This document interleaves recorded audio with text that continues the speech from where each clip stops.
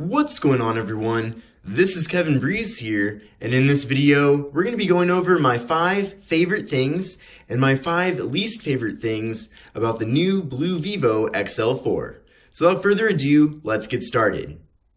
Now, before I dive right in, I do want to mention that I understand that this device is a budget device, and with that, BLU has to cut some corners to meet the cheap price tag of $129.99. So I get that. And the point of me pointing out the 5 worst things here with the device is just to give you a heads up as a consumer of what to expect. Now, starting off with the 5 worst things. Number 1 is that this device has a micro USB port on the bottom. Nowadays, in 2018 and soon to be 2019, many devices and a lot of budget devices even have USB Type-C as the port on the bottom. But you can see here with the BLU Vivo XL4, we have micro USB. Now, one of the benefits of micro USB is that a lot of people have micro USB cables laying around, so that's great because it'll work with a lot of your accessories that feature micro USB, but eventually we're going to have to move on, and eventually everything's going to be switching over to USB Type-C. So if you're looking for a device that's kind of future-proofed, then you'd want to get something with USB Type-C. So not having USB Type-C on the bottom here of the BLU Vivo XL4 is a shortcoming in my opinion. My second complaint about the BLU Vivo XL4 is this back panel. Now, I do want to give them some props for making it metal, and that's really cool, but it soaks in a bunch of grease from my hand. You can see here, looking at it, you can see all the grease kind of soaked in, and I always wash my hands and stuff before I use my phone. It's not like I had a bunch of Cheetos or something and then I grabbed the phone and that's why all of this grease is on the back here.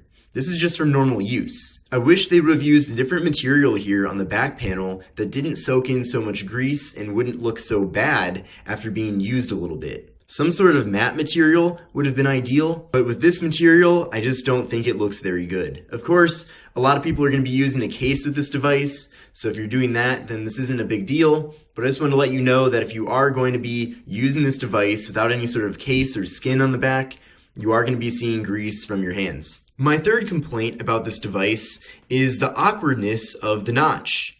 Now, I don't have a problem with this device having a notch. I don't think that's a big issue here, and I do like that it kind of allows the device to have a better screen to body ratio, but just the way the notch is kind of set up with its size and everything, and also kind of how it seems like with the software, they didn't even really design it around a notch, and especially going into an app like YouTube, you can see here that this top bar is fairly thick, and it's almost like the 6 in 6:39 p.m. was on the verge of being cut off. So there's not much space up here for notifications and other information. You can see that we have the Wi-Fi signal on the right, but once you start filling this up with little notification icons, it fills up quickly, and just the whole experience here is kind of awkward. My third complaint with the BLU Vivo XL4 is the way that portrait mode works. Now, portrait mode actually works pretty well on here if you're using it to take pictures of humans. Now, most people are probably going to be using it for that purpose, but at least on iPhones, I really like how you can use portrait mode for non-human things as well, and you kind of get that same depth of field effect that you get with a DSLR. Now, when using portrait mode with the BLU Vivo XL4, it kind of just blurs everything out and leaves a little circle in the middle where it's not blurred. So you can see that doesn't look natural at all, and that doesn't look anything like if you were to take a picture with a DSLR.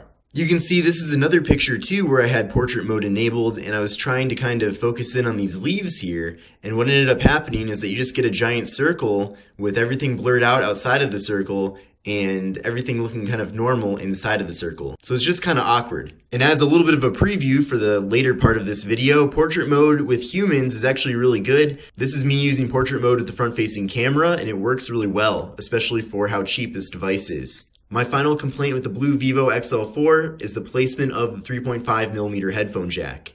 Now, I applaud them for including a headphone jack because nowadays a lot of devices don't have headphone jacks, but I would prefer that they had put it on the bottom of the device because, at least for me, when I use my phone and I put it in my pocket, and let's say I'm listening to music while my phone's in my pocket, I usually put my phone down in my pocket top down first. So if I'm using headphones, I can't do that, of course, because the headphone is going to be sticking out of the top here.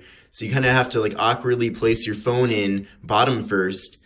So if they had put the headphone jack on the bottom, then I could have just stuck this in my pocket, head down first, and everything would have been awesome. So I wish the headphone jack was down at the bottom. Now let's go over my 5 favorite things about the BLU Vivo XL4. Coming in at number 1 is the display. Now this display is a 720p display, which is slightly unfortunate, but thankfully BLU has kind of compensated for that by really making this a good display. So the colors of this display are amazing. It's hard to tell probably through the camera, or you might kind of be able to tell, but the colors in general just look awesome. Everything pops, and outdoors the phone's display looks really good as well. So BLU just really knocked it out of the park with this display. It really does look sharp, even though it is 720p, and I'm actually shocked that this display is 720p because it does look so good. So if you're worried at all about the display on here, you shouldn't be. And actually, I've used other budget devices in this price range with 1080p displays, and those displays don't look as good as the display on here because they had to cut costs probably with the brightness and clarity of the display, even though they had a better resolution. So this has kind of the best of both worlds. It still looks sharp, but at the same time the display is really bright and looks awesome. My second favorite thing about the BLU Vivo XL4 is that there is a front-facing flash on here. Now that's a feature that you don't even find on a lot of high-end smartphones, so the fact that this is a budget smartphone and it has a front-facing flash is really awesome. What this means is that when you're going to take pictures of yourself with selfie mode and you use this front-facing flash, it doesn't matter if it's light or dark outside, you're going to be able to have a nice, crisp, and clear picture of yourself. My third favorite thing about the BLU Vivo XL4 is the large 4,000 milliamp hour internal battery. That's a really large battery capacity at 4,000 milliamp hours. That's bigger than the battery size on most phones that I test, including expensive flagship smartphones. So it's really cool that BLU put such a large internal battery into this device, and you're going to get really good battery life with the BLU Vivo XL4. For my fourth favorite thing about this, it's going to be the camera. Now I know I was kind of picking on this device a little bit about the portrait mode and how you can't really use portrait mode on non-human things, but overall the camera is really awesome on here and I was able to take some great shots. So this is for both photo and video, and you can see here's a video, and I'll just kind of play that. Of course you're not going to get nearly as good a video quality on this as you would with an iPhone, but for what it is and the price of this device, the video quality is awesome and it's definitely good usable video. And finally, for my final favorite thing about the BLU Vivo XL4, that's got to be its fast performance. Now at first, when I saw this device had a MediaTek processor, I was a little bit skeptical because in the past, every MediaTek processor that I've used has been pretty slow. But this is the new MediaTek Helio P22 processor, and I've had a great experience using it on here. I've had great performance all across the board, and it's just quick doing everything. Of course, it's not as quick as like a flagship phone would be, but this phone is like 1/7 of the price of a flagship phone, or even cheaper than that. Just depends on what phone you're thinking of.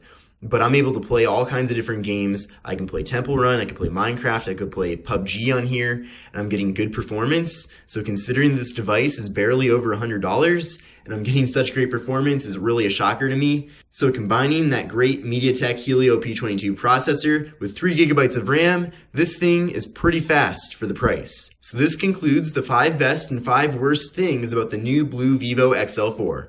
If you liked this video and found it to be helpful, then please give me a thumbs up. If you're interested in buying this device, then definitely take a look at the link in the video description, as that's an Amazon affiliate link, and if you buy this phone using that link, I do get a small cut of the sale. So it's a great way to support me and the channel without any sort of extra expense to you. But with all that said, I hope you enjoyed the video. Let me know if you have any questions. Check out my other BLU Vivo XL4 videos on my channel, and I'll see you in the next one.